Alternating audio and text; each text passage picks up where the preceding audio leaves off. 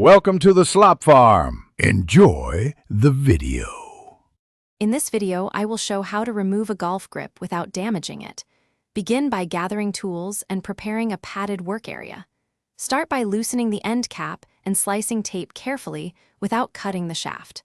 Apply solvent around the grip and rotate gently to work the solvent under. Use steady, even pressure while pulling the grip off to avoid tearing or nicking the grip material. In this video, I will show how to remove a golf grip without damaging it. Begin by making a shallow score along the tape and seam to free edges without cutting shaft finish. Apply solvent along the trail edge and allow it to penetrate while you work the grip back and forth. Grip rotation while pulling helps break adhesive evenly, and small steady tugs prevent sudden rips or permanent damage to the grip material.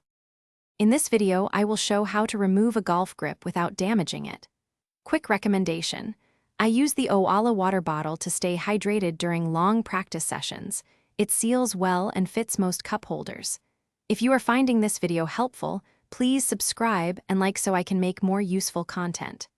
Check the description for the link and other deals, and now let's get back to the video. In this video, I will show how to remove a golf grip without damaging it. Begin by protecting the shaft with a padded clamp or soft vice jaws. Avoid deep knife cuts near the shaft and never yank the grip. Instead, work solvent in and peel slowly to preserve both grip and finish. After removal, wipe away old adhesive and solvent residue, inspect the shaft end, and prep the club properly for the replacement grip. Thanks for watching. Consider subscribing if we helped you today.